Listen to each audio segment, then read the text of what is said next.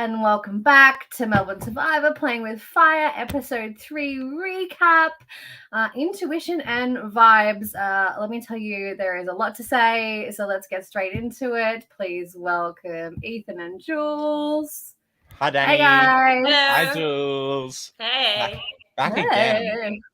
Back again. Excited to be Back a here. longer episode this time, which is nice. Good. Finally. Longer. I'm surprised it No. came out, to be honest. I Just check. We're throwing punches straight away. All right.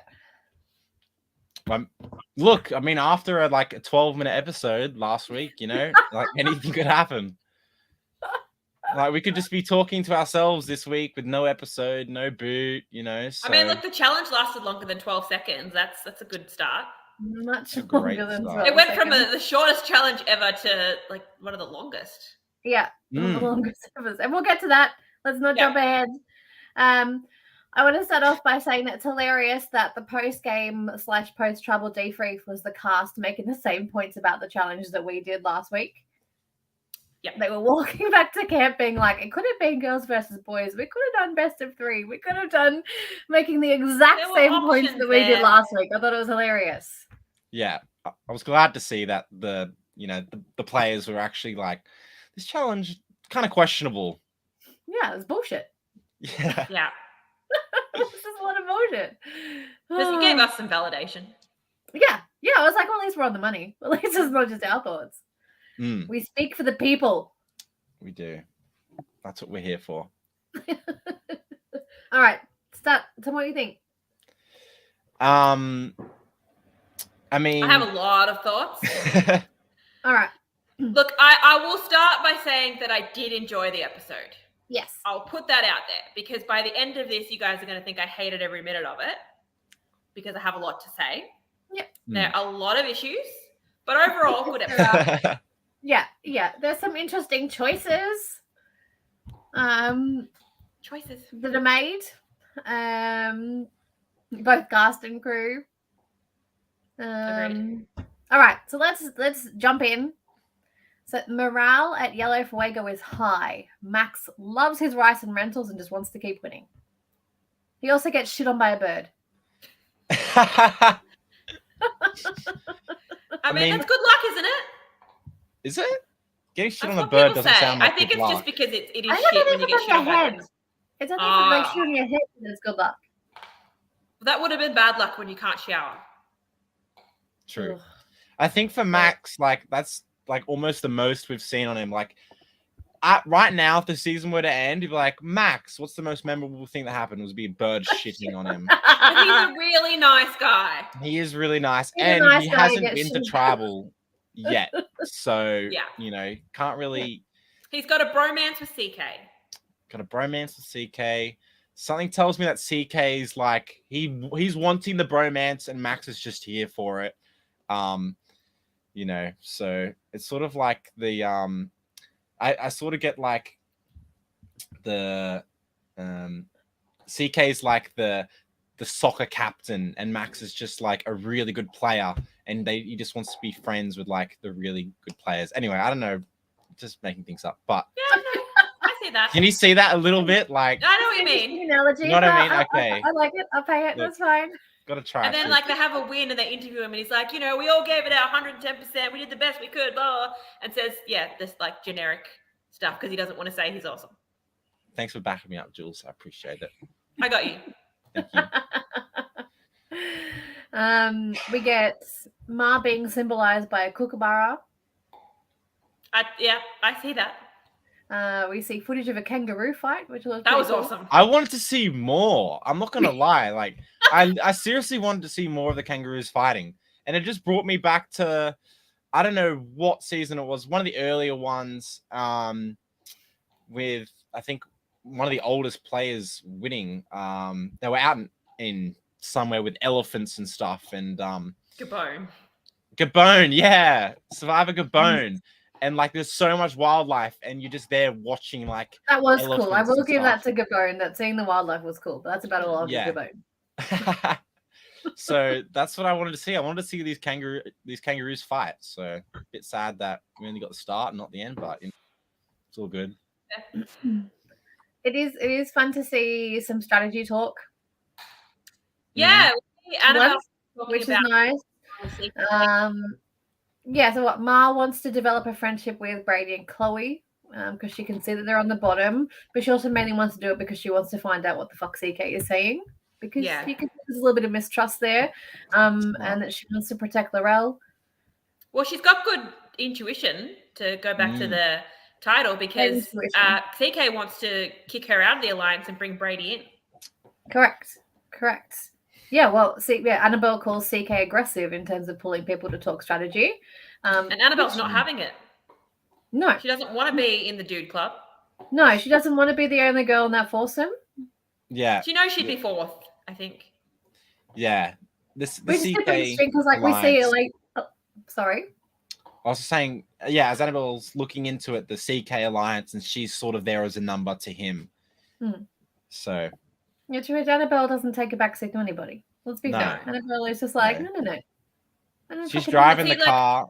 I like that Annabelle is keeping that relationship with Ma, and also, like she said in the first episode, she wants to work with Rosie because they have that mutual connection in Kate, which I think is a great strategy.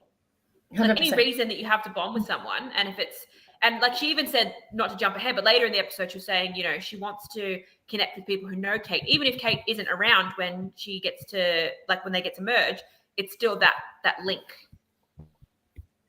Yes. Which I think is really a really good way to go. Yeah. Yeah, she's reading the game very well. Yeah. Yeah, absolutely. I mean, there's some really smart players on the Yellow Tribe, and at this point, none of them are gone to Tribal Council, and yet half the tribe at least are playing the game to a degree which will be looking out for themselves. And I can't wait until the game progresses more and we can sort of really see their individual games play out and actually have an effect on a vote. But it's fun to see that people are playing the game and hard, especially CK. Well, I mean, you have time. The Yellow Tribe. If you're not going to Tribal Council, you have time to chat. You have time to talk. Like it's like LRGs are so fast paced. If you're not going to Tribal Council, you have time to like develop the relationships, talk normally about normal stuff, but then also like get into Ginny shush. Tell Ginny to be quiet. But like actually like get in the depths of the game. Like actually talk about I like this person. Who over there do we think we could work with? And talking about what you're expecting from the game, which is exciting. Yeah, absolutely. And it's been made pretty clear by the edit and by Annabelle that CK is playing the game the hardest.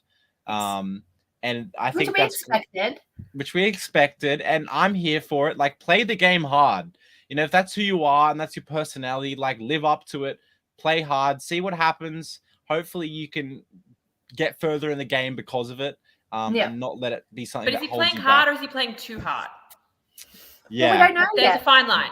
We don't know yet, though. Like we don't know because everyone like is saying, but everyone's conversations also are around CK, so he's involved in every little pot. Yeah, the only person on Yellow who we're not really seeing what their point of view is Chloe. I think everyone else has given us something about what they're thinking. I don't really know what Chloe's thinking at this point. Yeah, we see a little bit more from her later in the episode. Yeah, which we can get to. But at this moment in time, before the swap, not a lot. And that leads into I think it was Laurel and Chloe having a conversation, and Laurel's trying to talk some strategy or trying to get like the ball rolling, trying to get. Got the first eye roll from Laurel. Yeah, I was here for it. And I'm here for that, like 100%. Like I enjoy seeing people like. One, you're having a conversation to someone else, you know, you're trying to act engaged, and then as soon as like it's their turn to talk, you're just so disengaged and the eyes start rolling. Oh, baby. Perfect. Oh, baby. Perfect. Absolutely. It's so frustrating. Like, especially if like you're like we said last week, like the Ro was talking about seeing them on the bottom, and he knows that those are the other two who are on the bottom of that. And like wanting to reach out to those people so that they can not be picked off by the people who are at the top of the hierarchy, and then to get nothing in return, so frustrating. Like you're just like, fucking give me something, please. Yeah, the confessional with the I think it was like the sauce, and you're trying to shake it out and whatever it was. That was hitting them on the bottom. Yeah, Laurel's confessionals top tier so far. Top tier, Love 100%. Yeah, And 100%. So memeable. It's hilarious. Considering we've seen 1,000 confessionals in 3 episodes, I mean, surely some of them have to be iconic. And hers every time. Hers are Every iconic. time. I will, and I have more comments about like he does. The person I want to go to her for everything. Like she What's can your narrate the opinion? whole show. I'd be here for it. Yeah. This job might be getting taken sometime soon. Fantastic. And then we also learned from her that she likes Ma and Rosie and that she will not flip on them, which we see come to fruition shortly. All right, so then we get to the swap, which was a fake immunity. Yes. Which is before we even get to the intricacies of the swap. Mm-hmm. The fake swap instructions are also super confusing. Like, it was like, you don't know what the challenge is. It's going to be a timed thing. Yeah, but Liz looks confused saying it. The cast look confused listening to her. It's just a shambles. Yeah. Yeah. I think in retrospect, if it's executed well, and Liz, I think Liz, like, I don't think you did a great job of presenting that sort of fake twist. However, as I said, if it's executed well, I think it's entertaining and it's fun and enjoyable to watch. And yeah, I like a challenge fake out. Yeah, great, absolutely. Fuck it, why not? Let's just throw that in there. Yeah, but it just was like, what? What's happening? Liz said, "Excuse me." Liz, look. Like, we adore you, but like, we didn't call you on it. We just didn't. You're not going to like some of the stuff I've got to say. I don't know about the other two. It was confusing. I'm sorry. All right, before we get into the swap, we have people being like, Chloe and Brady never felt like they were on the bottom. That means that the rest of the group were doing a good job. On the bottom. Yeah. We never felt in danger from all the wins. That's fair. That's fair. I mean, it's right. So they're the people on the. They never had to go to law. No one had swung at anybody. Yeah, that's. Yeah. From our perspective, from the edit, it seems like there was a core 5, and then it was, and then there was Chloe, Brady, and a mix between like Laurel being on the outs. So yeah, it's sort of like at first we were like, is Laurel the 5th member of the alliance, or is it Rosie? Is Laurel 6th? We don't know. Yeah. What I liked, just coming back to the tribe swap, is Liz, we just gave you a bit of flack for that sort of fake out immunity challenge, but I did really like some of the questions that you asked about both tribes coming in, and obviously that was your complaint last time that we didn't see much of that. It's true. You asking them like, I can't remember what you asked, to be honest, but you asked a few questions like what people's thoughts were and stuff like that. And that's what I want to see. I want to see more of their perspective, especially from the tribe that didn't go to tribal council. You know, they're surprised to see this person go home. You know, how are they feeling going into this challenge? Obviously, Red said they were like still ready to win. So yeah, and then tribe swap. Yeah, surprise. Surprise. Yeah. So I called it. Yes, you did. Well done. Well done. Well done. Thank you, ladies. Thank you very much. Well done. Yeah, very good. Very good. All right, and then we get to what I would like to call. Okay. Hold on. We do see CK talk about throwing a challenge. Should become a swap. Right. So I get some brownie points there because I said that CK will want to throw a challenge if they hadn't gone to travel soon. We didn't get to. Well done. All right, you two. Well done. All right. I would just like to say. I haven't called shit yet, but all right. I will call this. You call actually something that happened. So well done. Great read. Let's go. Well and I'm glad it happened, to be honest. Like I wanted it to happen. You know, so, like generally speaking, the season is preset with things that will happen, twists and whatever. So for let's just say, for example, they didn't have a tribe swap in there. Yellow, I'm just gonna say would have dominated every challenge, and Red just would have their numbers would have dwindled, and it probably would have been pretty boring. So to see there was a tribe swap, I'm here for it. And the schoolyard pick, what do you guys think of that? This was the most unfair tribe swap in the history of Survivor. I would like to start. Sorry, I'm going to rant, and I apologize. Normally, when someone says that Survivor's unfair, I sort of say, well, you know what? Life's not fair. Survivor's not fair, whatever. This was next level unfair. You start by having the two captains come from the same tribe. You let them pick every single person, and you make it, they can choose anyone they want. You set it up so that both tribes were going to have a yellow advantage, and both the yellow people in each group were going to be in an alliance with each other. There was going to be no opportunity for the red minority to find cracks, because there weren't going to be cracks to find because they got there in their own alliances.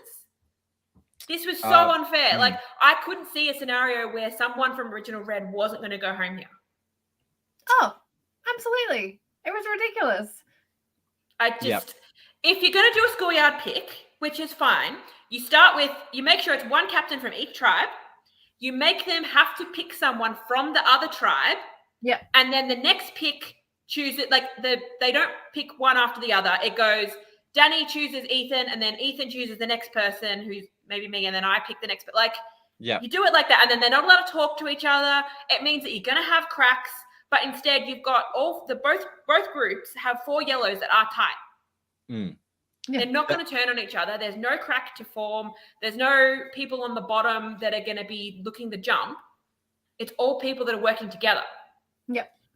Yeah, Dani, could you just bring up Liz's comments in the chat? She's trying to reply to Jules here. I wanted Jules to rant before we put it.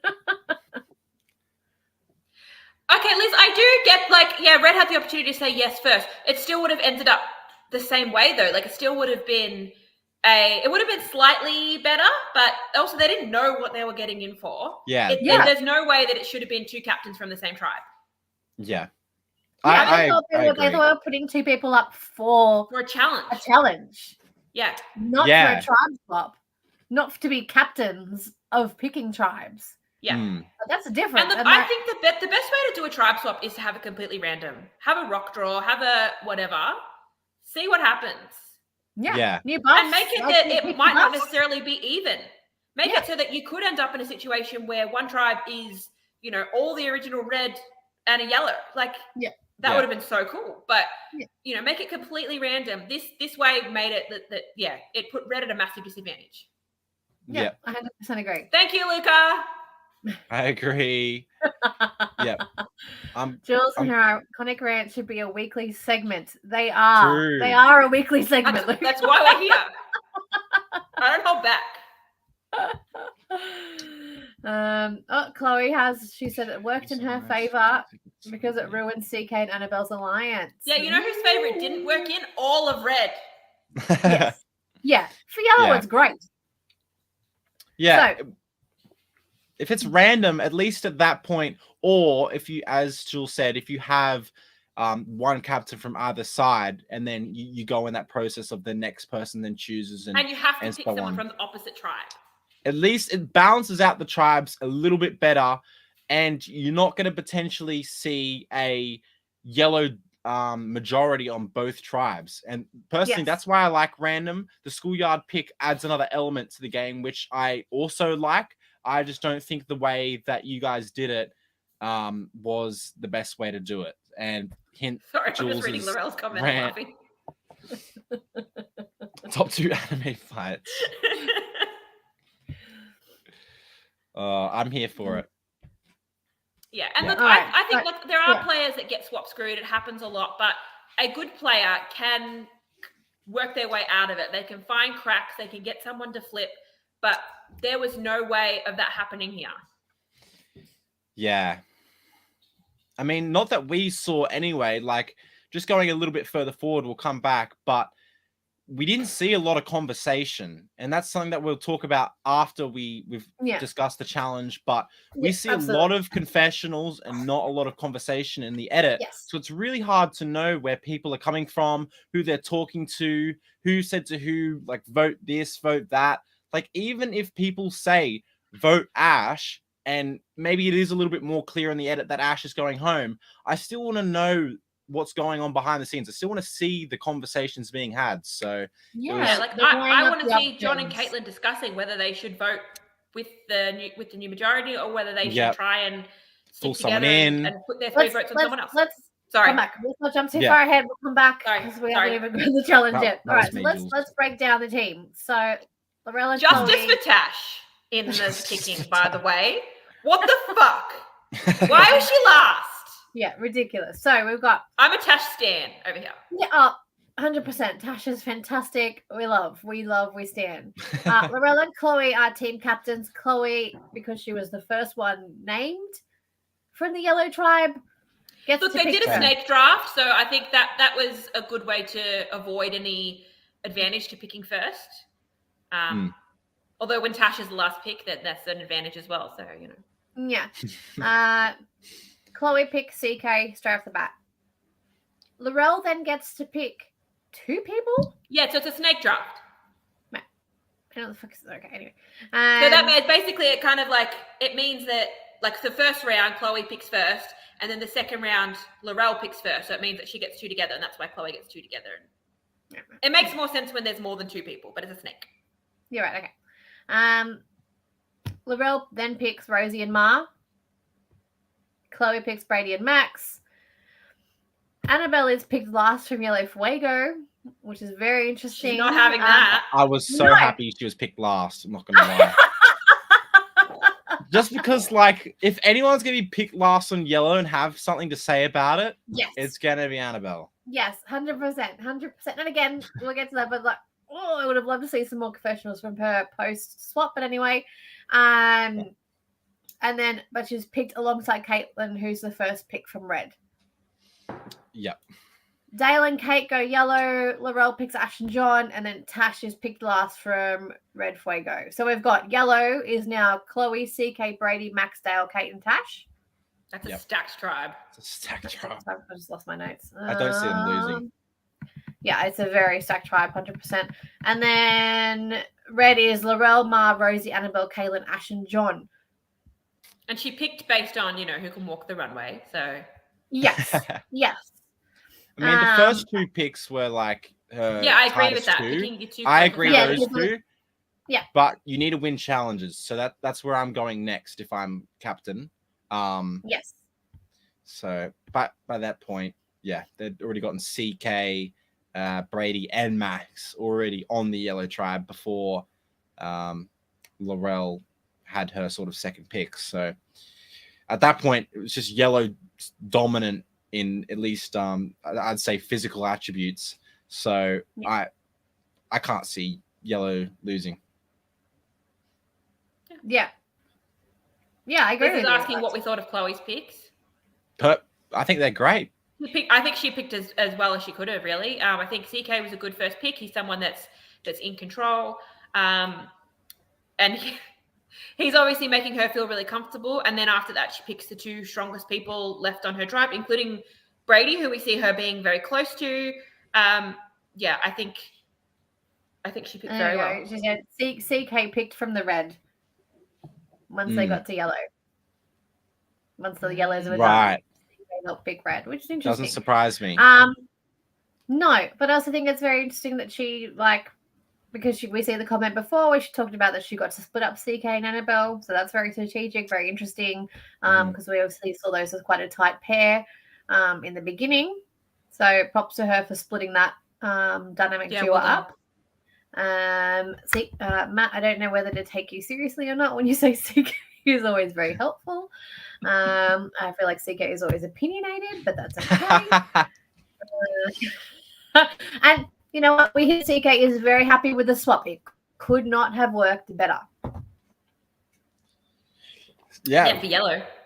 Yeah, for Yellow and for Yellow in its entirety and the new Yellow Tribe.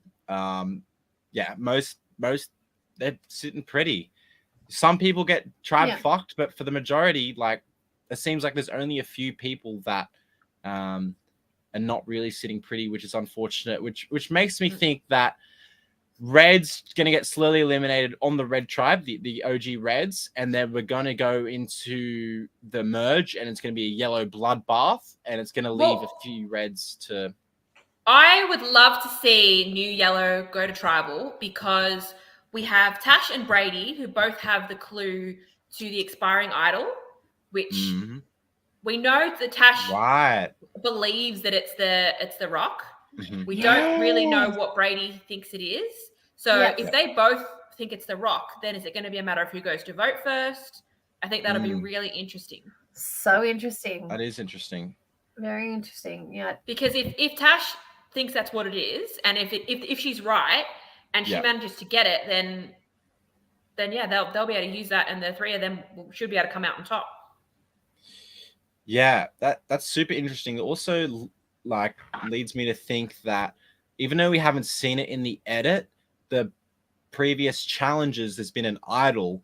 So if there was another idol at this challenge and I'm put onto the new red, I'm fucking running for the idol.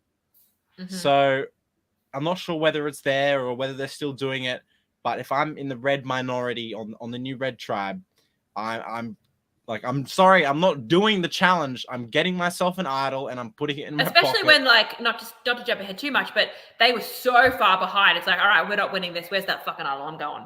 Yeah. At that point, Can someone in the chat tell us, did they do the idol again at this challenge? I feel like I also would have like put myself on being a thrower, so I can just go straight away. Like they can all like, you can do the obstacle course. I'm gonna run for that fucking idol. Be back in time to run. To throw. I said no. Sad. Okay. I wonder. Yeah, it is a shame. I would have liked to have seen that, but Idol was gone for third challenge. Okay. So we're back at Yellow Fuego. Also, the challenge. I enjoyed the challenge. Like, sorry, but just we haven't got not a challenge yet. Like we're like. Oh, not a challenge yet. Oh, you're right. Sorry. After the swap, that's when we said we learned that CK is happy. Couldn't have worked out better. And then we get a very different take from Chloe in terms of being in the Boys Alliance and that 4. Annabelle and Chloe see that very differently because Chloe believes that the boys would compete against each other before looking at her. Whereas Annabelle felt like she would be the first out of that 4. So it's interesting to see the different takes. Right. I think though it's 2 different takes from 2 completely different people. Annabelle would be someone that is having those conversations with them and is a dominant part of that alliance, whereas I think Chloe is someone that's probably more likely to sit back and let those boys take control and then take each other out and not look at her. So I think for Chloe, that is a better alliance for her to be in as the only girl, whereas for Annabelle, I don't know. She can't just sit back and not be an alpha. Yeah. That's not who she is. Whereas I think Chloe can do that. Yeah. I knew Brady had my back, so I honestly thought it would be Brady versus CK about going for me. And that's the other thing. Like if she sees it as like 2 pairs, as her and Brady and CK and Max, whereas Annabelle seemed to see it as the boys club plus her.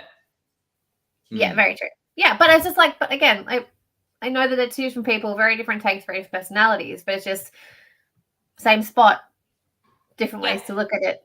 Different very interesting. Yeah. And Chloe's at a great position, like that I can see. Honestly, I think she's in a good position. She set herself up nicely, in an alliance that seems to be strong. And I'm sorry, Luca. Sorry, Luca's comment.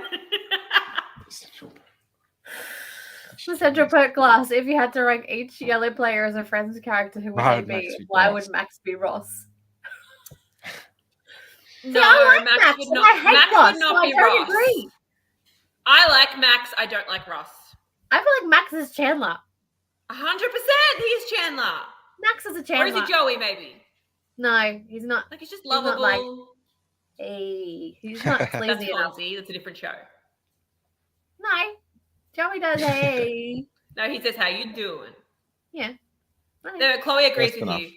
Max is Chandler. Anyway, perfect. I can't comment. I haven't seen Friends, so. Because you're a child. Well, yes. He wasn't born.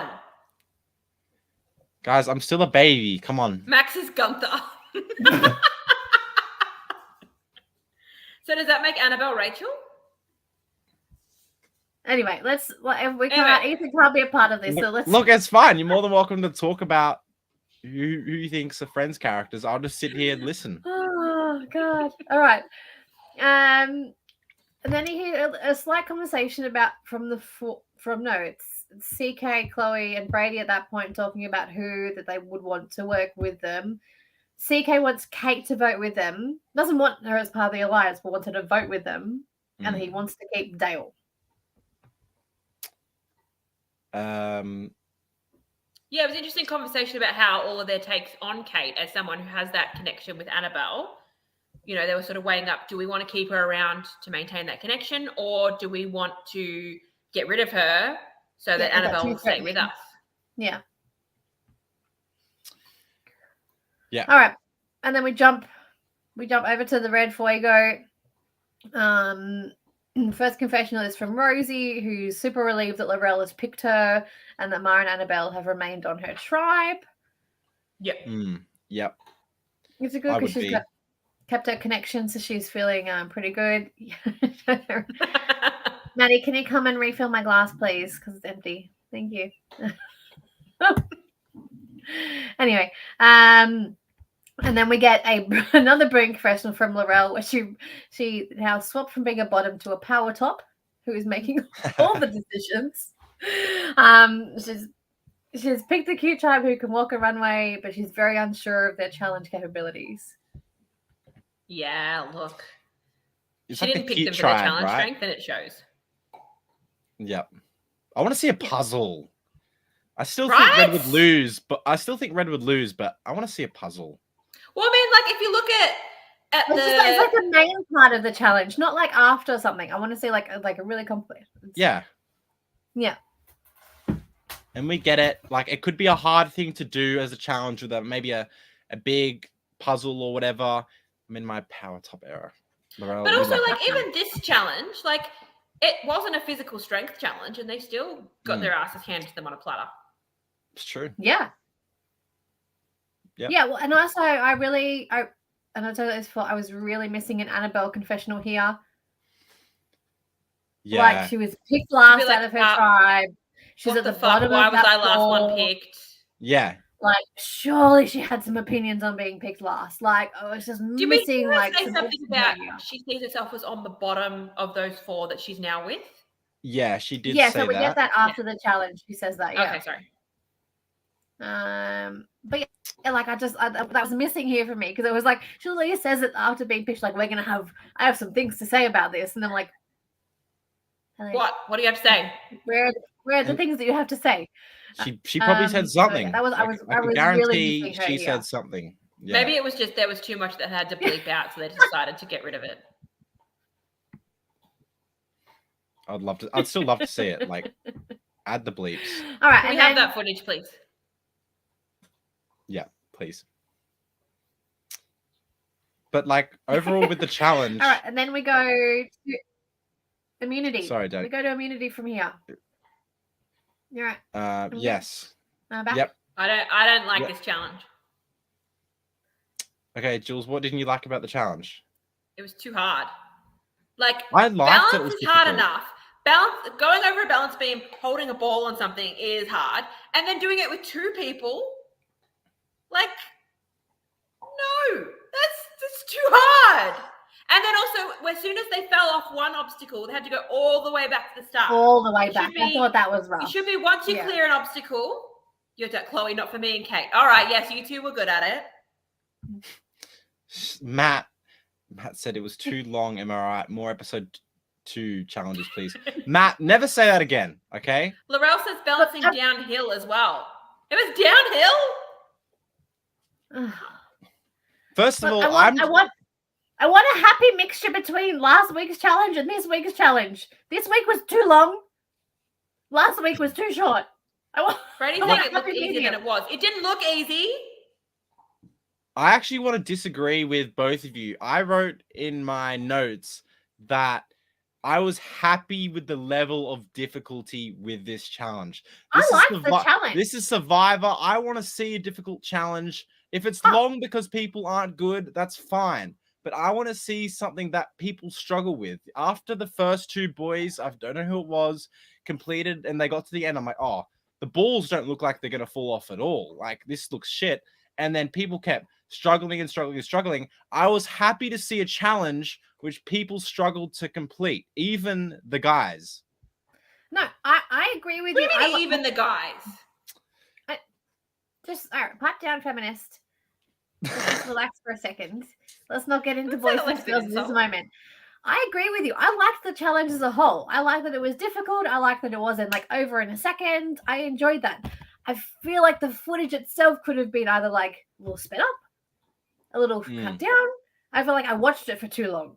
Yeah, we didn't need to see every minute of the challenge. That's what I mean. Yeah. I didn't need to see the whole thing. I feel like it would have been very amusing to put it in fast forward with some clown music. I feel like that would have been more. Just like a montage of people falling off again, and like this being like, this person falls off, and this person falls off. Yeah, I love that. I thought the challenge was great. I just didn't want to see all of it. We didn't need to see the entire thing, no. Yeah, I agree. Yeah, that's my opinion on the challenge. I will say I was obsessed with Tash at the end of this. The way she was catching those tennis balls being thrown back to her, both hands, like just like clean out. Yeah, like I was just like ninja. Super amazing. Impressed. Yeah, obsessed. We love her. Obsessed. And yet she was the last pick. The fuck. Yeah, well, yellow, two yellow captains. So yeah, that's what happens. You guys keep children are calling. I'm back in a sec. No worries. But overall, yeah, the challenge was an improvement. It was a big improvement. Again, I liked the difficulty, but to reiterate what Dani said, the editing of the challenge, I felt like I was there watching the entire challenge. Like it went for 20 minutes and we saw all 20 minutes. But either way, it was an improvement. So we're always going to critique, but I thought the challenge itself was good. I was happy. Did Red get anyone to finish? No. Hang on. Okay, Jules, what did you have to say about Ethan's comment on that gender? Yeah, okay. So when you said even the guys, like it's a balance challenge. That's going to be something that generally speaking is going to be easier for women. Yeah. Jules, I agree with you there. And I think Liz said the same. When I said even the guys, I didn't think about that aspect of the challenge. When I said with the guys, I'm just speaking like more generally. The guys, these guys especially are seeming to be more athletic. And I thought that they would breeze through this challenge. But when you point out that this is a balance challenge and you think back to balance challenges just in Survivor history, generally, girls are really good at it. So, not this girl, but I hope that clears up. What, I'm not. Yeah, no. Sometimes I talk. Yeah, that actually wasn't like a feminist rant thing I was about to go on. That was more that I don't know that was a challenge that was just easier to be a man. I think that was a female advantage challenge. Yep. No, and I agree with you. We didn't see anyone from Red finish. No. So Mars just chilling there by herself the whole time, and that's another thing. Like I think Matt said in the comments before, and same with Liz. Like some of the audio, it's windy. It's hard to implement, and we do understand that with these fan-made games, like sometimes the audio is not going to be good enough to put into the edit. Spending tens of thousands of dollars on the best microphones of the world, but and considering that overall the episode was enjoyable and we did really enjoy it. But it's hard when you're a fan and you watch it and as us doing the podcast, you're trying to critique it and find things that you want to see improved on. So that's just where we're coming from. But otherwise, I think it was well done. And I would like to see what people thought on the Red Tribe about, like, it's hard because no one completed the challenge. So you can't really go back to your camp and be like, this person sucked or this person sucked because everyone was in the same sinking boat at that point. So Laurel says, if you add 3 red Fuegos together, you'd have the height of 1 yellow Guy Fuego. Accurate. Yep. Luca, we don't need to go back to last week, Luca. Things happen. And if I'm in the wrong, like, please, like, I will always admit when I'm wrong. I have no shame in being wrong. And sometimes I will say something and it will just, like... But the reason we hang shit on you is because we know you didn't actually mean it. Yeah, my intentions are always try to be good, so... I don't think you intended to call Marina old. No, okay, I thought... I'm assuming your question was about her being older on the tribe. That's what I was... It came out wrong. I swear I said that. Yeah, no, it just sounded like you called her old. Marina, we love you. You're not old. Oh, we do. Because apparently this cast is a very good cast. I like everyone we're seeing some good content from. I'm well done on the casting of this season. I'm impressed. Yeah, 100%. Whoever was on casting, you did an excellent job. No quarrels there. That's one thing that makes a Survivor season is the cast. So shit cast, like we'd be here chatting shit about how shit the cast is, but yeah, it's good. So so the challenge finishes, yellow wins. I wasn't surprised. Jules, not surprised. No. Yeah. What happens next? I didn't actually. So then, obviously, we go to Red Camp to see them deliberating. That's where Annabelle talks about being on the bottom of those original yellows. She's saying that she would prefer to vote out Ash, but she's not going to be pushing. She's, in a rare move for her, she's going to sit back and let the others decide. And I think that was smart from her.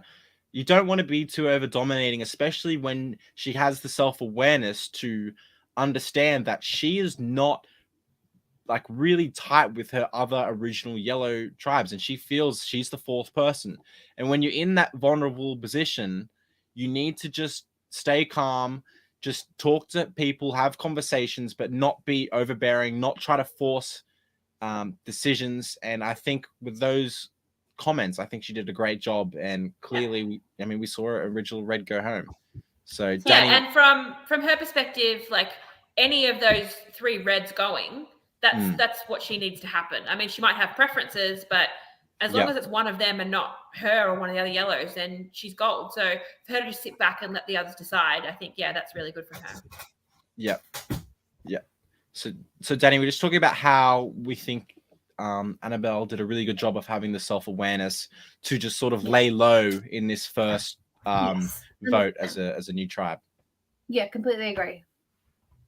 I completely agree. So do we see any other conversations happen after the challenge with We saw her talking to, I think it was Caitlin. Okay. And sort of saying that, look, we're tight. We're in an alliance on the old yellow. Basically telling her, you don't have a chance. Don't even bother trying to swing one of us. Yeah. I mean, if that's what you think's the best, then just say it straight how it is. Yeah. And I think, but also, being that she feels like she is the fourth person, it's probably good for her to make them seem really solid, even if they're not. It seems they are, but even if they weren't, it's good for her to be like, no, we're together. Because if they were to cut one of their own, well, in her mind, it would be her. Yes. Yeah. Dani, I noticed you got a full glass again. Well done. Thank you. I changed the nappy and I've refilled my wine. Well done. Thank you. At the same time, like pouring and changing. No, separately. I don't really remember like if there are any other conversations that we really had before we went to tribal. There was a few confessionals. Don't ask me who. I don't remember. We sort of see everyone from original yellow, their perspective on who they want to go. But we don't really see anything from the original reds. I would have loved to see from their perspective, like obviously we see them vote with yellow, like they all vote for each other. I want to know what those conversations were. Were they thinking, let's vote 3 strong and show that we're a united front, or why they voted with the majority? Yeah, we hear from Ma. We hear that we hear from the yellow tribe, like the old yellow in this point in time. We don't really hear from the red at all going into this. Like we hear Annabelle's point of view, we hear from Ma, we say that she really likes Josh and that she trusts Ash out of all of them. And we hear that Rosie is nervous about having an idol played and the potentially giving away who her alliance is voting for. While we're hearing all these confessionals, we're seeing this footage of Ash having a very intense conversation with John. Like they're like close up. I think it's John he's having a conversation with, and he like hands are going and it looks very intense. But we're only hearing the confessionals over the top from the like old Yellow. And I'm just like, I want to hear what was that conversation. I want to Ash is saying at this point in time. I want to hear what the Reds are saying. Just jumping back, Chloe was just like, if you felt on the bottom, wouldn't you try to liaise with the Reds to form new alliances? Absolutely, but not when I'm going into tribal. Not when I'm going to tribal council. And I feel like if my old alliance was looking at me and wanting to reduce a flip number, and if I'm seen talking to the other guys, no, I'm going to do it after tribal council, after I've solidified my alliance that I already had. Like I may fall on the bottom of them, but I feel good with them, even if I'm the fourth. I'm still going to be the fourth on the other three. Like either way, I'm fourth. At least this is are you better off being the fourth in a group that you're four of a tight group, or are you on the outs? And I think it's better off to be fourth in that group, because fourth can easily move to third or second or first. Yes. But if it's three Reds plus Annabelle, she's always going to be fourth. Yes. Yes. So, either way, she's in fourth here. So I feel like yes, she's definitely going to make those inroads, and we see her talk about talking to Caitlin, talking about people that she thinks might be friends with Kate, come merge, which you guys have already covered. But at this point in time, I agree with her. Like I'm not jumping ship at this point in time, because that could mean my next on the chopping block, because I'm looking sketchy to people I'm already aligned with. I'm not moving up a number on the other side. Let me just hold true to my numbers, get to merge, get back with my people, but have still made friendships with enough people that I can then pick and choose once I've gotten to merge. Yeah, and they've obviously told the Red guys who they're voting for, which is keeping them on side, just saying, hey, we're voting for Ash. It's not you two. We're telling you who we are, and that is who they're voting for. They haven't used it as a way to protect against an idol. So those guys will feel some sense of trust with them, albeit probably not very much, but a little bit. And then, so when they go to merge, if they're still around, then there is a connection there. There's I think Annabelle's keeping her options open, which is very good gameplay. Yeah, I agree. Yeah. Tribal. And then we go to tribal. Yeah. And it's a very interesting dialogue between John and Liz. Liz is just like, what do you reckon? And John's basically like, I like you, but I don't want to see you again. Hilariously pretty much here that John is sick of tribal council, which is, when you've been there 3 times in a row, that's very pre-merge, you don't want to be there. No, especially not the first 3 tribals of the whole thing. That's just ridiculous. Are we going to end up with a John or a Caitlin going to every single tribal, doing like a Denise? I could see it. Yeah. It's a great pitch at the end, going to tribal. So yeah, I've been to every single tribal council when I was not targeted or not. I survived them all. That's a pretty great pitch. Absolutely. But I still want to see Yellow go to tribal, because I want to see the fight over the rock. So I would love to see. I really want to see that. I just want to see what happens, because divides, at least within it was sort of clear who and who we thought was in the minority, but now it's switched up a little. Yes, there's more original Yellow, but you never know what's going to happen, especially with players like CK on Yellow Tribe. I would like to see this Yellow Tribe go to tribal, and I'm sure Red will go home, but something interesting could happen. Unless Tash can get her hands on that idol and knows who they're voting for. Come on, Tash. We believe. We believe.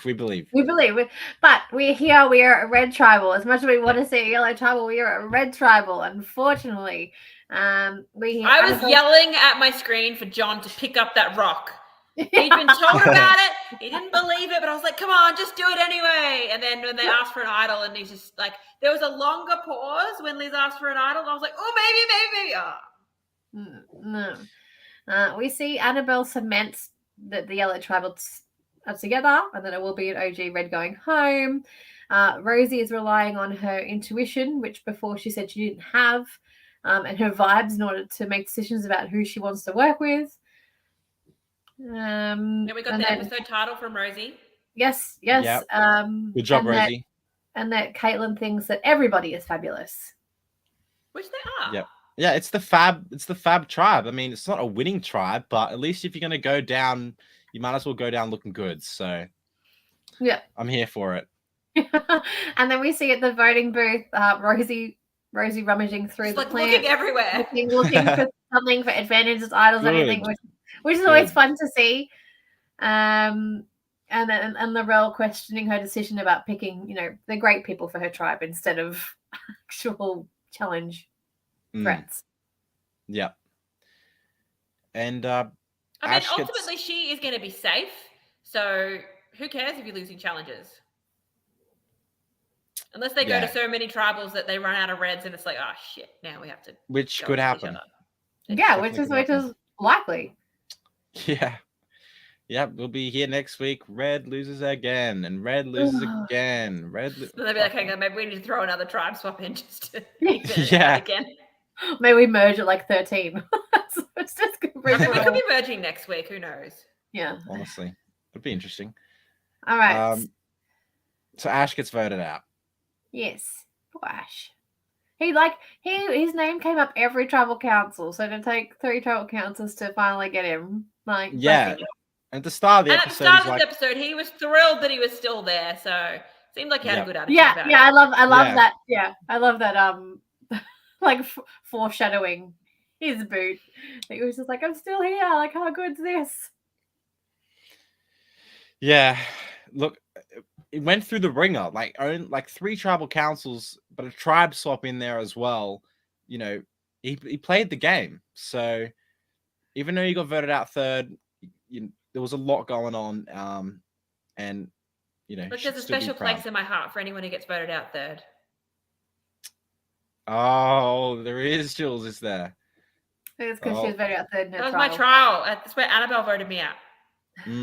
Oh, shit. Like this Annabelle?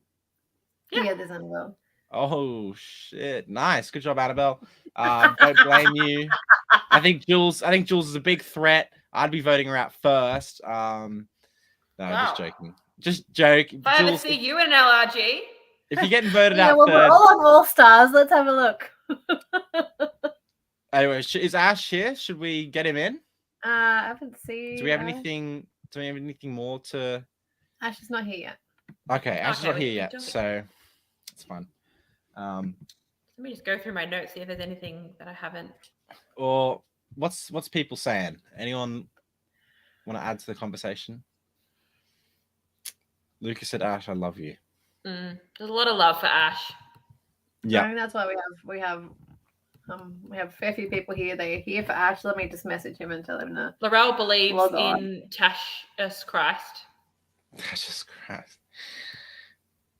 Get on. Chloe's ready to hear from Ash. So am I. Says, "Let me play Beyonce. Ash will come."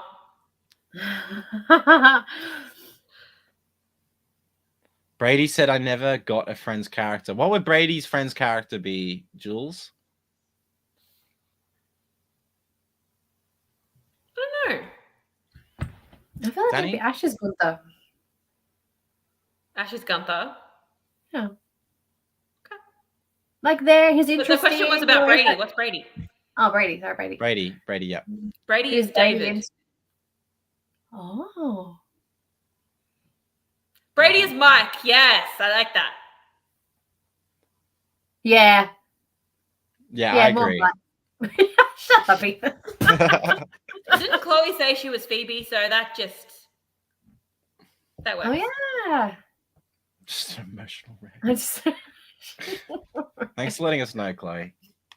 I look forward to seeing emotional wreck So, as a person who is an emotional wreck in my allergies, I look forward to hopefully seeing some emotional wreck moving forward. Oh, which cast member is Marcel? The kangaroos. The kangaroos. So, Ethan Marcel is a monkey in the show. Oh, that's a bit. It's Ross's pet monkey. Matt's trying to get us to throw someone under the bus. Rude, Matt. Matt, it's you. Oh, that's hilarious. I'm just waiting on Ash. Oh. Yeah, Matty P's asking is Marcel. He's a monkey. We just said that. Yeah, you're not listening. Come on. All right, who's Monica then?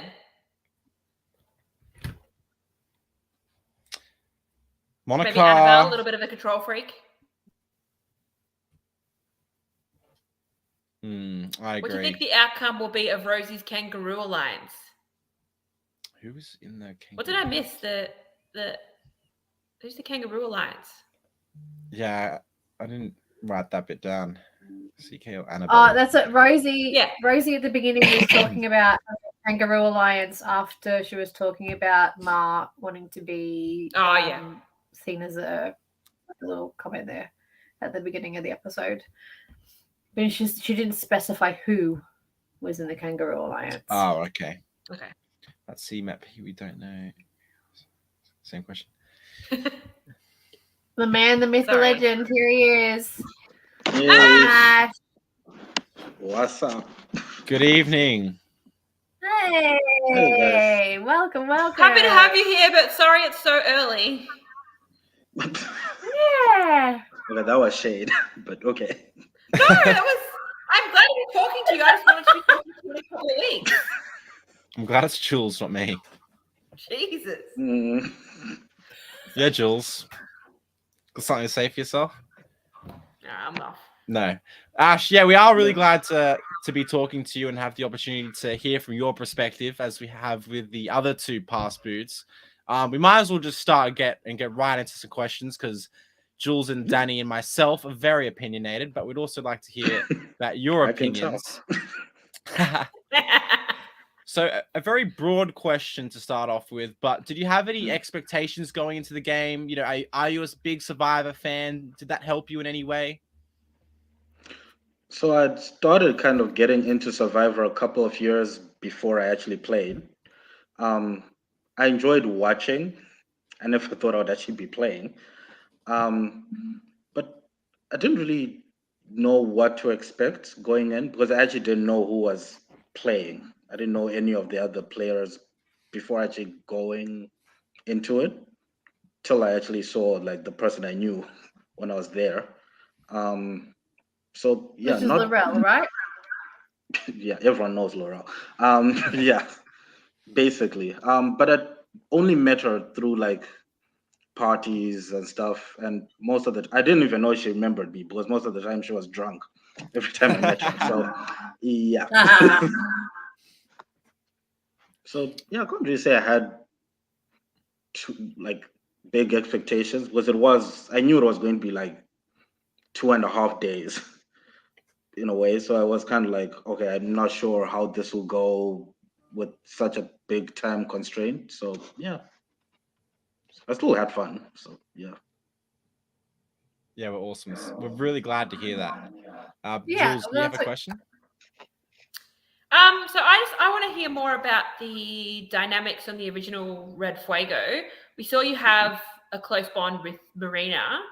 Who else did you feel like you were close with? Honestly, probably Marina, and person I talked to the most, apart from Marina, was probably Caitlin. On the tribe. And the people I didn't really get to talk to as much was probably Dale and Scott. I'm not sure why there was this rivalry between me and Dale. We still are trying to figure that out. But yeah, in the game we never actually got to like get to know each other or talk as much. Not that I had anything like really against him, but yeah, I would say it was Marina and Caitlin. in terms of like the social bond and people, I'll talk to the most on the tribe. But I got along, I would think, with almost everyone. So yeah, we can see from the chat. There's a lot of love for you, especially with all the cast and crew. yeah. and I mean, and they surrounded you in the first vote. They were the majority of them were very keen to protect you, to not let you be the first one out, for whatever reasons they were. There was those little, like, you'd cemented yourself socially quite well from the get-go, which is credit to you. Yeah. Because I guess that was my big strength going in terms of actually having that like social connection with people in the tribe, because it does help.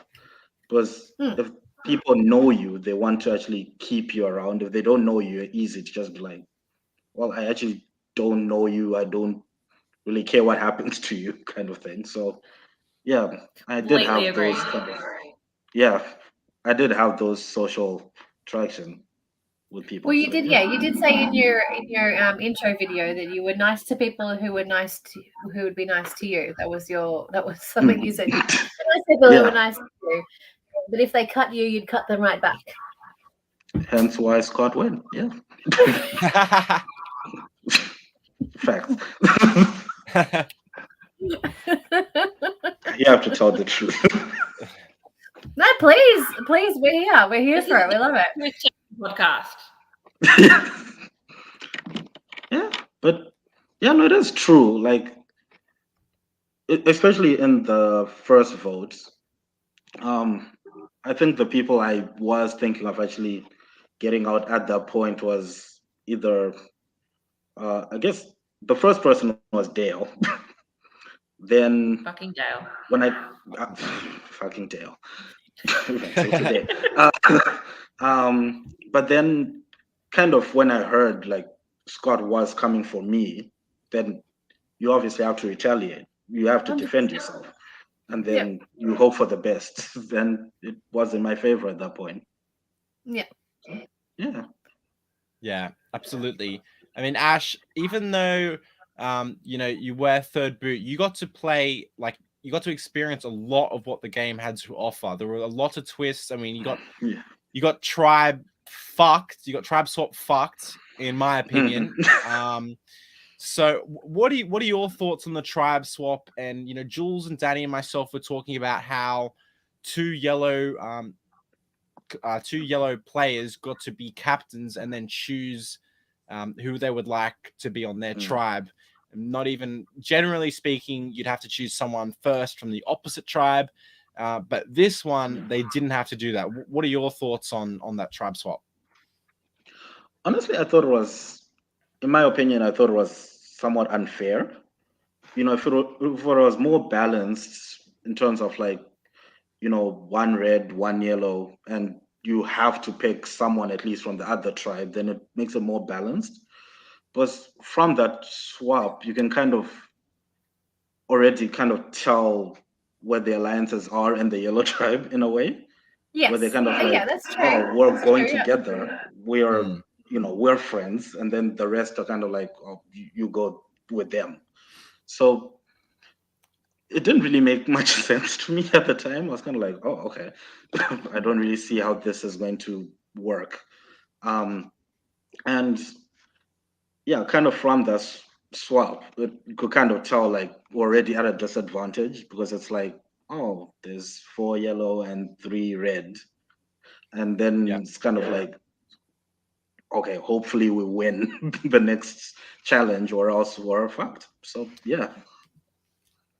But yeah, the swap itself, I would have hoped it would have worked out differently, or they would have done it differently at the time to make it more fair, I guess. Yeah. We all agree. We all agree with you. We've ranted about it already. We completely agree. Yeah. Because I don't know, it just, yeah, I'm not sure what the reasoning was. I honestly don't. That's production's, I guess, thing to answer. Yeah, at that point in the game, were you hoping for a swap? Did you have any thoughts into what might happen within the game? Like, you just been a tribal twice. Did you think you were going to go again for a third time? You were clearly very relieved at the start of the episode to make it through two fairly tough tribals, especially for you because your name was thrown out there. And as Dani said, credit to you for having a good enough social game to get through those votes. What were your emotions? Because you were, you'd lose a challenge, then you'd go to tribal, but you'd survive. So it'd be really awesome to survive, but then you'd lose again, and then you'd go to tribal. So what was that like, having such a roller coaster of a game in such a short amount of time? Honestly, it's demoralizing to constantly lose challenge after challenge. And with Survivor, you have limited food, so you're hungry, you're tired, you're losing, you're basically just stressed because you don't know who's going to go next time. So it's you're literally just on edge the entire time, and you're trying to keep it together. So you're like, oh, at this point, I really need alcohol or something because, yeah, it's a lot that's coming at you. So it really messes with you mentally, I would say. Yes. Just constantly being on edge, and then always losing a challenge. You can really again. You just really just lose the momentum after a while. You're just like, oh, what's the point of trying at some point? Yeah, So, just back up, back up, back up again. That's a lot. So the constant failure and failure, you'd have wanted to at least win one. Yes, of course. Two, but losing three in a row, you're kind of like, oh, bro, really? Again? You won that first fire making challenge. Yeah. I guess that counts. You got one win. Started off. Yeah, I guess that counts. Yeah. There was going to be. So then, when you got to that swap, well, I do. I do want to. Yeah. Go, Dani. No, you go. Okay. No, when you got to the swap, were you trying to make? I mean, I'm assuming you were trying to make inroads with the yellow tribe members. Was there anyone you felt like you were maybe getting in with? So, after the swap, the issue was time. We honestly didn't have a lot of time. It was kind of like the swap happens, you kind of go back, and then before you know it, you have to go to another challenge. So literally maybe whilst walking back to camp and maybe walking to the challenge and trying to just talk to someone or talk to people, but you don't really have,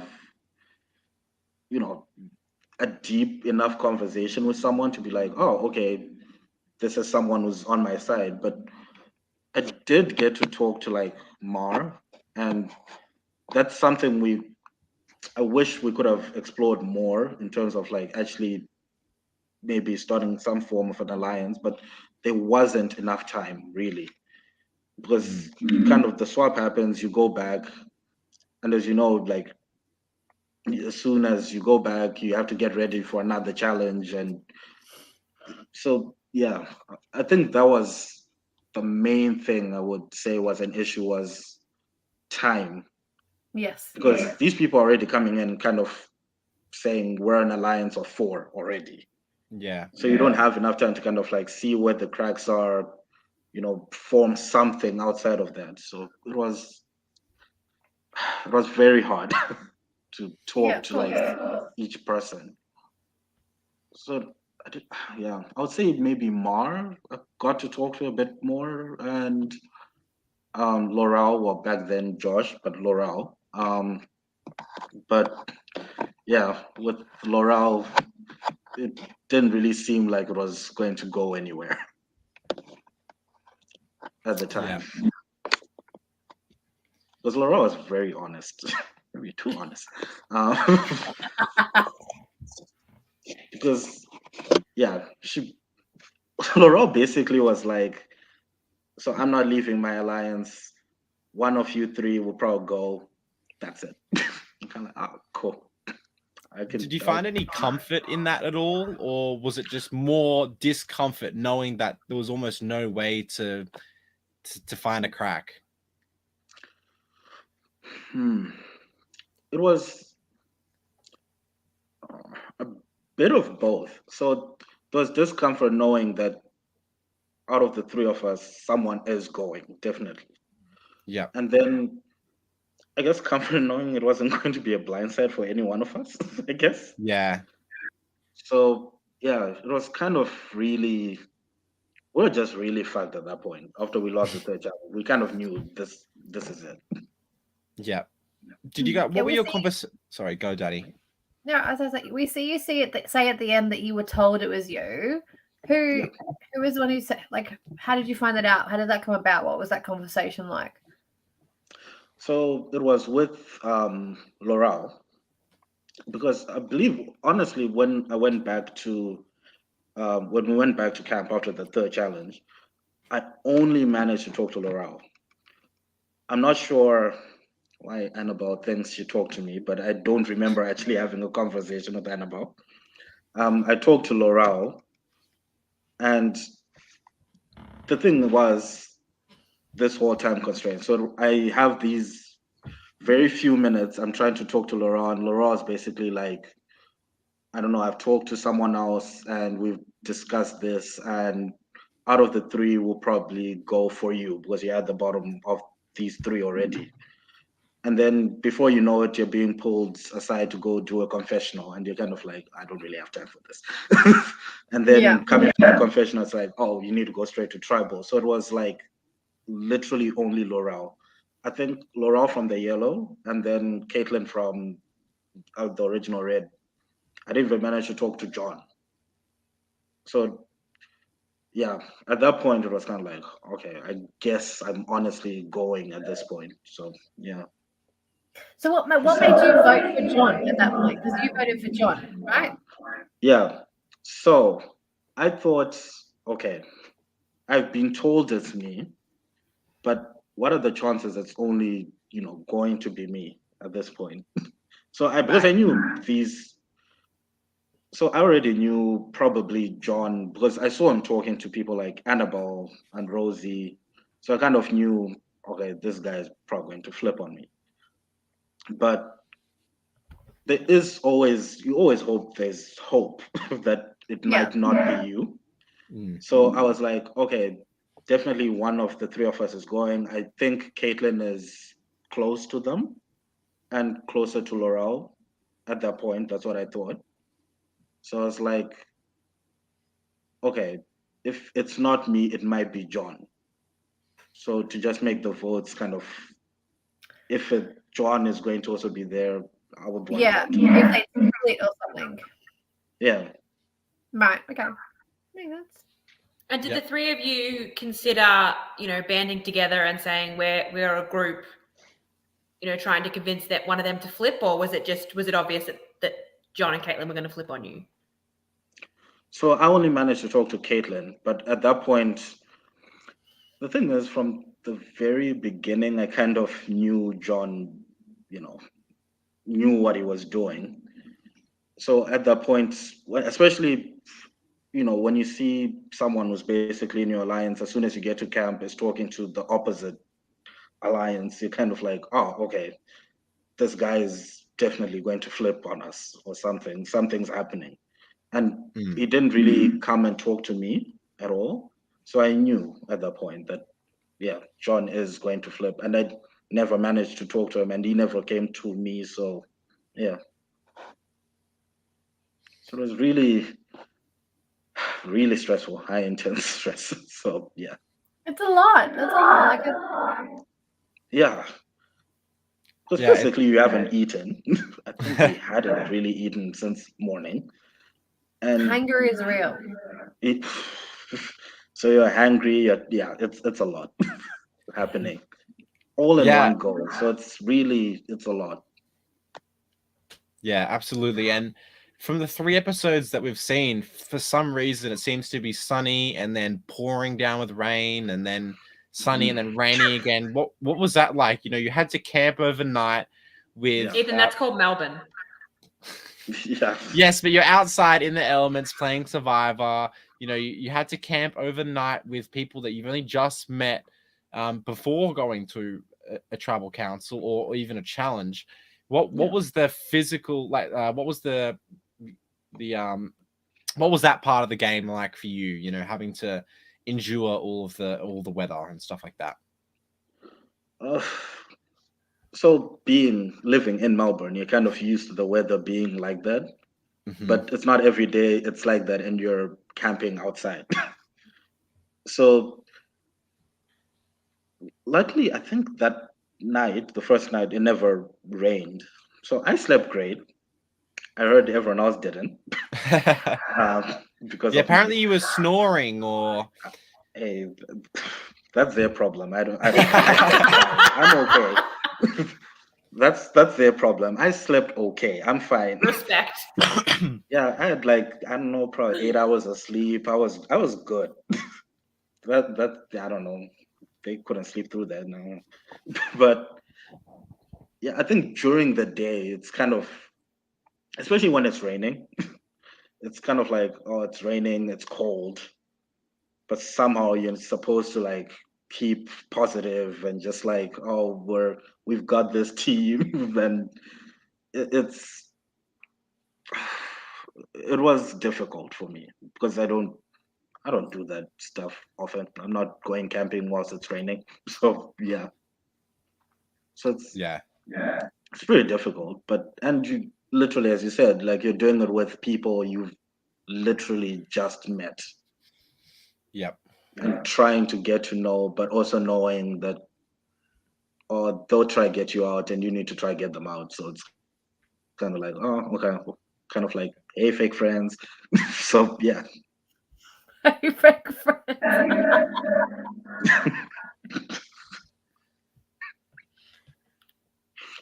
I'm going to regret this, I know, but No, no, I love it.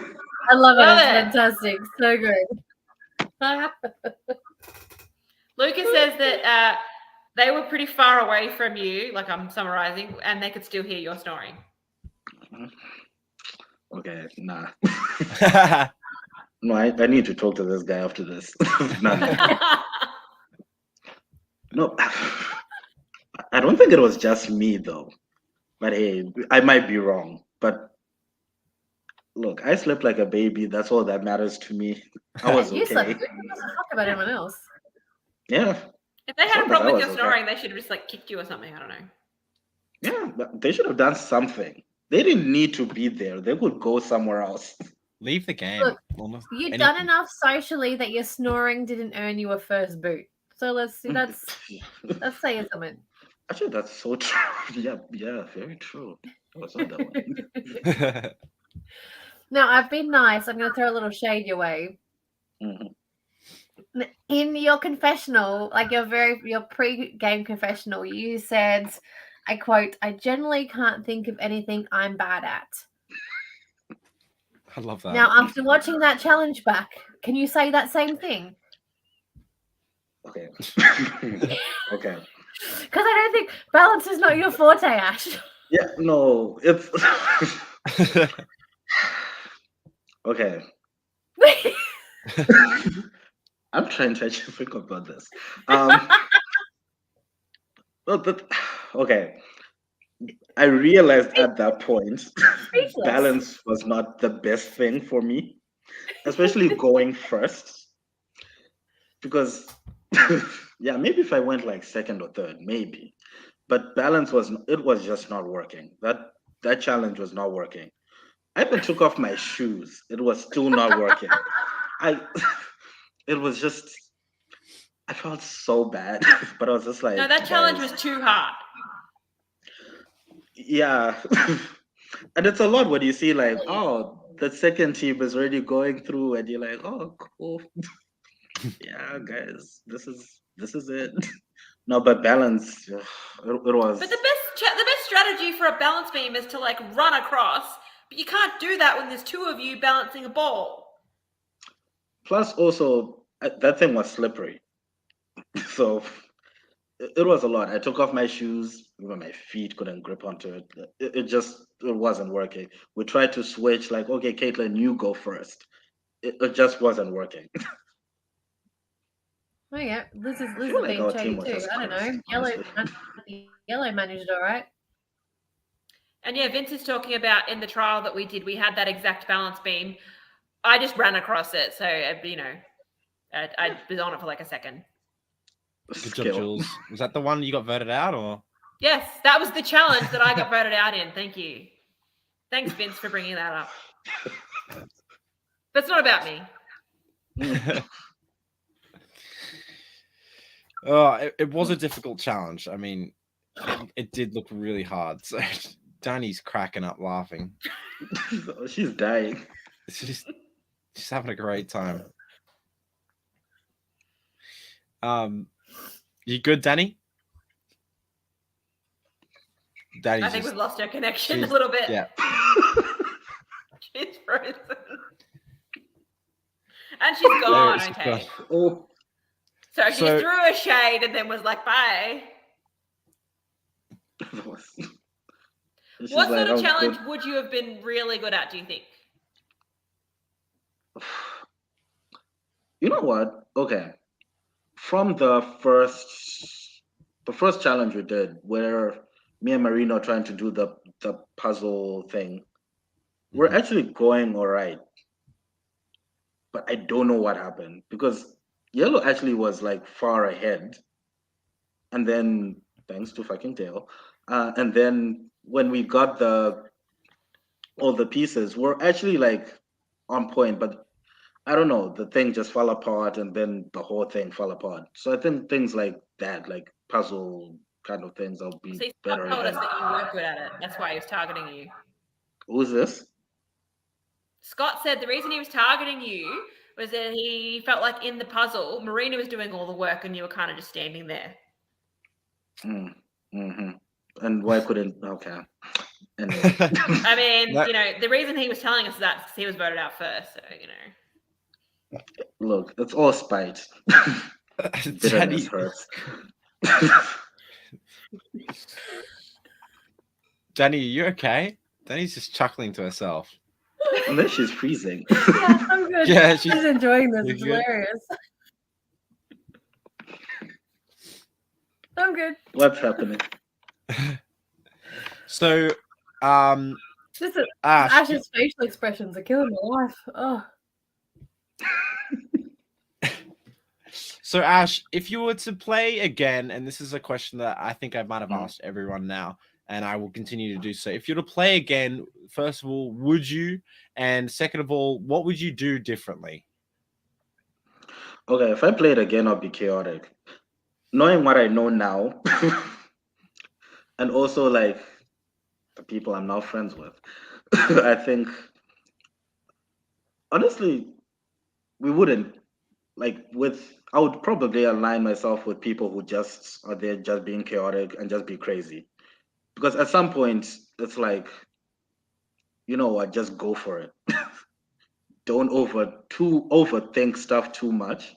Just like go for it and just try and see what happens. Obviously don't be too stupid and go first. But yeah, just kind of like have more fun and just like let it go and just have fun. Just do what you can. Lie more. Yeah. So if Liz came to you and said, Ash, we'd like you to play again, would you say yes? It would have to be, at this point, probably with people I don't know. I think that would make more sense, I think, to play with people I don't, which is hard in like the Melbourne survival community, but it would be like, with people I don't know. Just to, spice things up a bit, because these people don't know me, I don't know them. I won't feel bad. I'll cut you and not care. Sleep well at night. Yeah. I mean, who cares if you know them? It's a game. Cut them anyway. Oh yeah, I'll probably take out Dale first. Yeah. Honestly. No, I would. Or Dale. Second, probably Laurel. They know. They know. I would take them out straight up. Lucas says, "Tell us about your confessional shot. Your exit Yeah, confessional. your exit confessional. You were wearing different clothes. Like, Okay, this. I'm not sure how much I can say. But probably at this point people know. So that was not shot on the actual day. Yeah, I picked up on that. Yeah, because honestly, I don't know what happened. Yeah, I had to wake up early to do that, but yeah, I was just not happy. I was hungover. I was tired. You kind of just. Liz is asking, Yeah. when was it shot? Ask Liz. That's all I'll say. Ask Liz. Was it filmed like last week or something? Ask Liz. Is Liz in the comments? Liz, answer. Yeah. 10 a.m. She's saying 10 a.m. Yep, 10 a.m. the day it was airing. Is that the reason that it didn't drop until 2:45? Yep. I love it. Oh my god! So did you shoot My one God. on the day and something happened to it, or was it shit we forgot to film it? Oh no, they filmed it. Then some odd years later, they figured they didn't have it. Wow! I don't know where it went. Wow. And that day I'd gotten Mystery home of the at missing 4 a.m. footage. Sorry? The mystery of the missing footage. Is that the same? Yeah. Was that why there's no footage of anyone actually having conversations? It got lost in that same thing of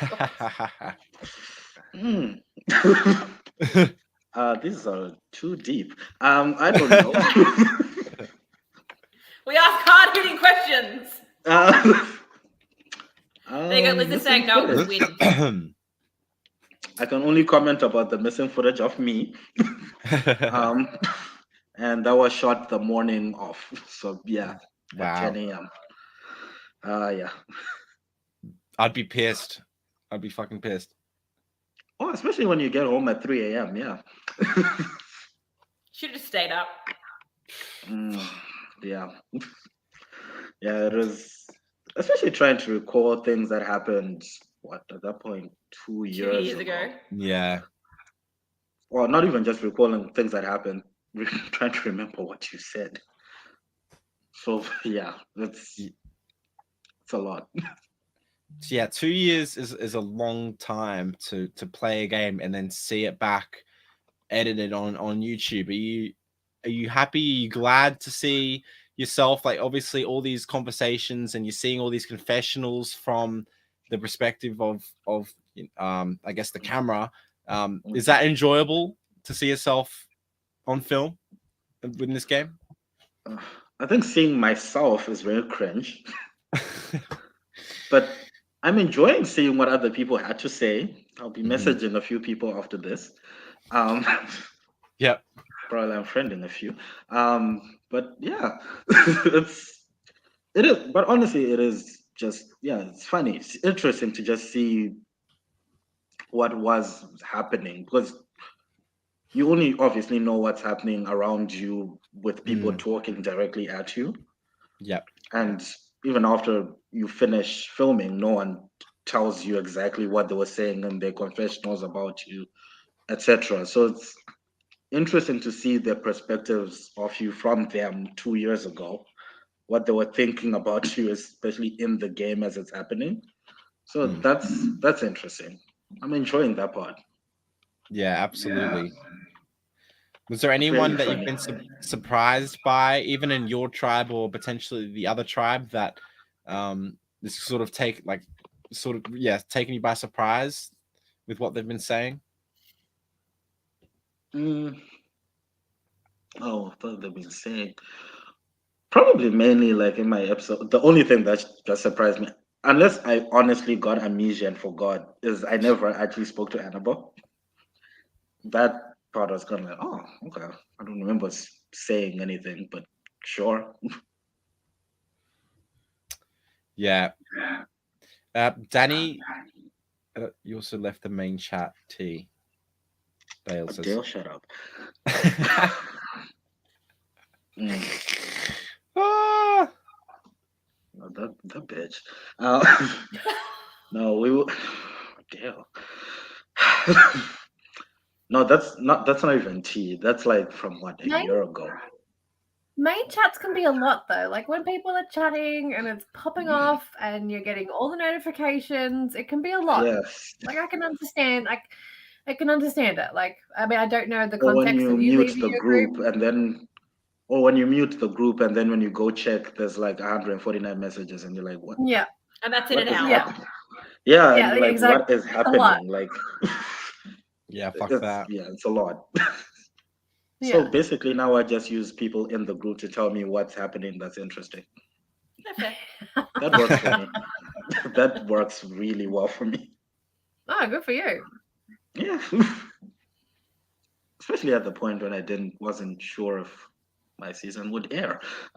So yeah. Yes, I've also heard about, the potential your season that was filmed and completed and potentially not make it to our screens, but we're here and we're all thankful that we're here. Yeah. Especially I'm sure Liz and the cast and everyone involved. So far it's given myself, Jules, and Dani the opportunity to do this podcast and talk to wonderful people like you, Ash, and we're loving it. So yeah, we're glad to have it here, even if it has been 2 years. We're glad it's here. Yeah, we're glad it's there. Yeah. Yeah. I'll just, because I can't really say too much about what happens there, but yeah, people just keep watching. It's interesting. I want to keep watching. That's the thing. Like it's as much shade as we throw. It's like that we're here for. We're here to give our opinions. We think. I'm enjoying it. I think this. Am I frozen? A little bit. Yeah, a little bit. Cutting it out. Am I back? Hello. Mm-hmm. Yes. Yeah. Yeah. Oh, and she's okay. I'm back. Okay. Need to upgrade her internet. Yeah. Yeah, but we're glad it's here and we're enjoying it. Yeah. So That's good fun. I'm glad people are actually enjoying it and watching. That's great. Yeah, I'm really enjoying it. Yeah. Ash, Only is there gets better. I love that. Is there anything that you want to talk about that might not have been in the edit, or do you have any questions for us or anything like that? Scorpio, Cancer, Aquarius. Scorpio and other stuff. Okay. Narelle asked us to put our signs in, but I don't know about what my rising and other stuff. I'm just Scorpio. My rising sun. Okay. Mm-hmm. That is cutting out. But yeah, Ash, was there anything that we didn't get to see that maybe sticks out to you? I think, and I would say it's not necessarily only in my episode, even like in previous episodes. Mm-hmm. I think just seeing all the conversations that happened before people went to tribal, I think would help you guys and other people watching know what happened to actually reach a vote sometimes, because I think at some point it does look like it's random.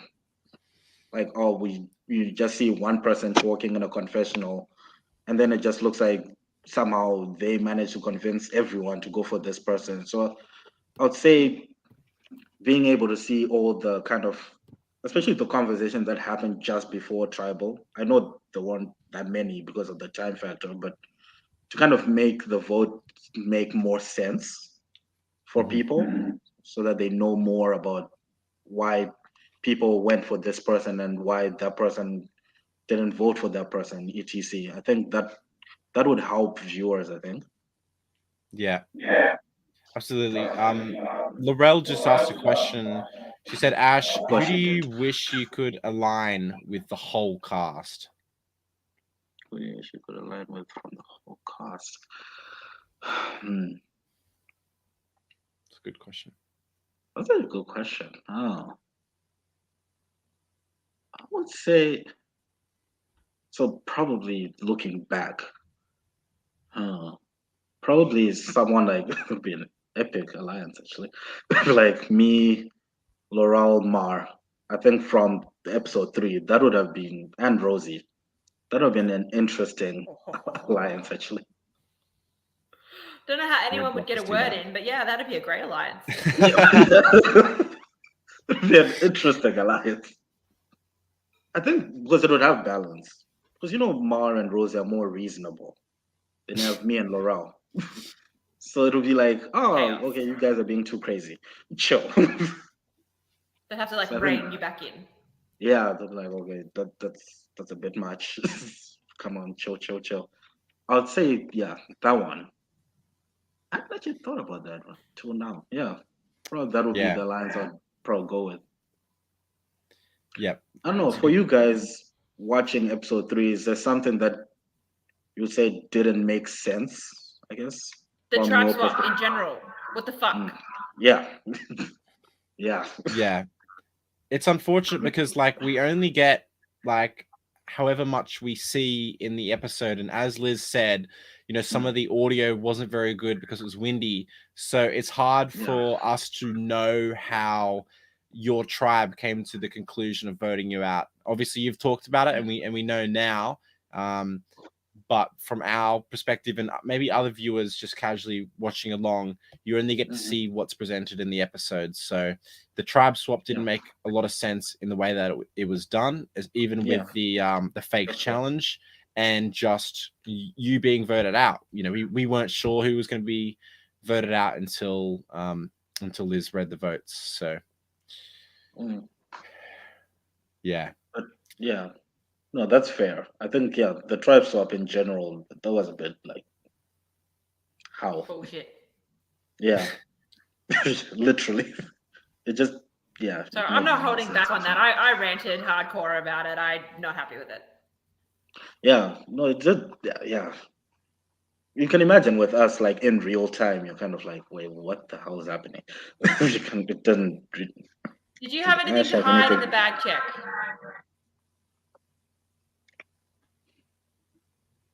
Wait, do they? Oh. What is she talking about? The alcohol we had? No, but okay. No, wait, hold up. I might snitch you right now. No, but no. No. You brought alcohol?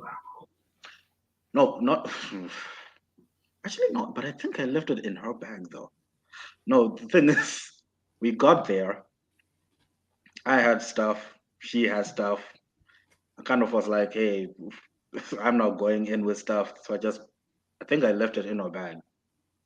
It was just like, if someone's going down, it's you. Bye. So you put alcohol in the Roll's bag?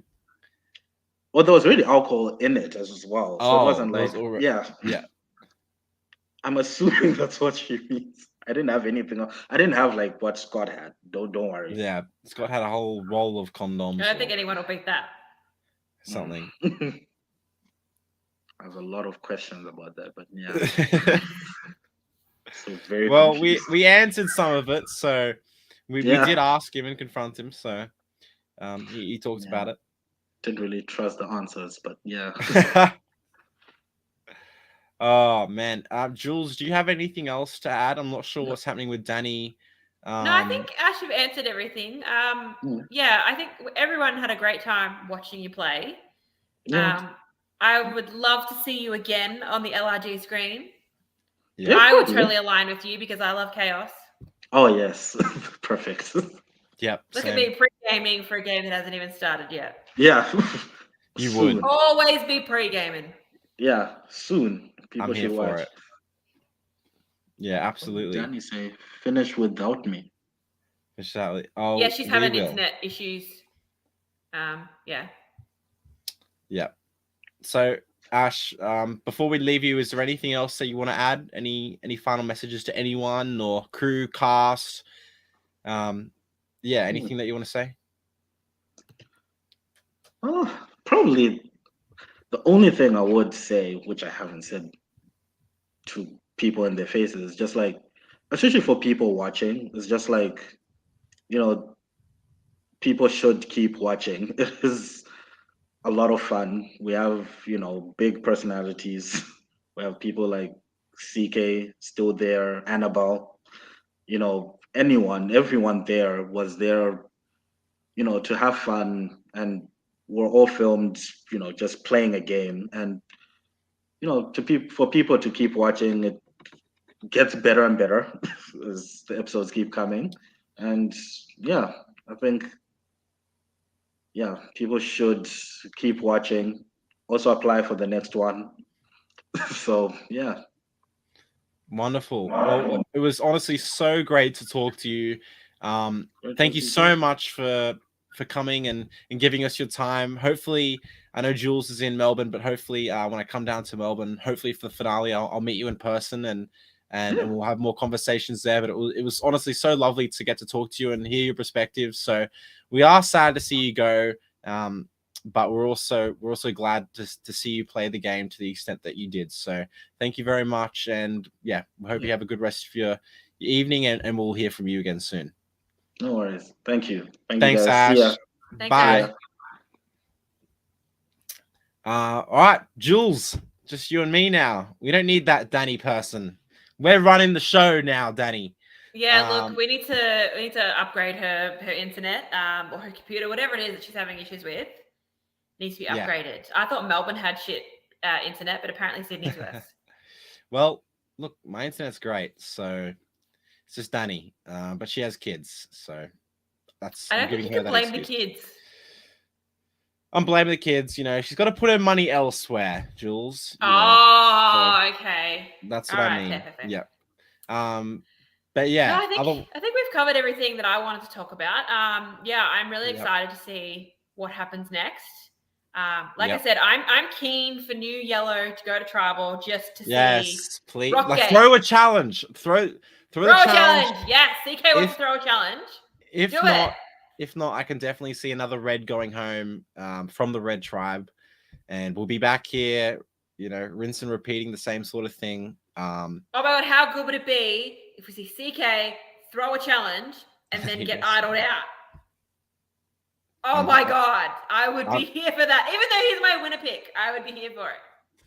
Absolutely. Anything involved with CK, like we haven't really seen much of the Yellow Tribe, so hopefully a bit more of something. But if not, I love watching people throw a challenge and have it backfire. Yeah, and it always backfires, I swear to God. Yeah. So, like, give me Drew San Del Sur every day. Yeah, absolutely. Anyway, I think that's all from Jules, myself, and Dani.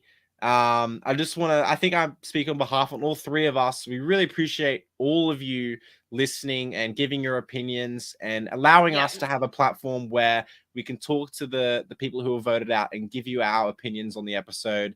We're all very opinionated, and personally, I like to hear myself speak. So thank you for giving myself the platform to do so. No, I love how interactive this is. Like, this is great. Yeah. Yeah, honestly, I couldn't ask for a better community. It's great, and hopefully it builds with as Survivor, as Melbourne Survivor continues to move forward. We all three of us love the messages that you send us after the podcast and during the week. So please feel free to, I think that's okay to say on behalf of all three of us, to contact us, send us a message on Messenger or whatever else. We want to talk to you. We don't want to know what happens, but we love hearing from all of you. So, yeah, I think everyone's doing a great job so far, and we can't wait to continue this moving forward. So that's it. Wonderful. All right. All right, guys. Well, we'll see you next week. We will be back on Tuesday next week. This was just a one-off Monday night. Yeah. Yep. Looking forward to seeing you all then. Bye, guys. Bye.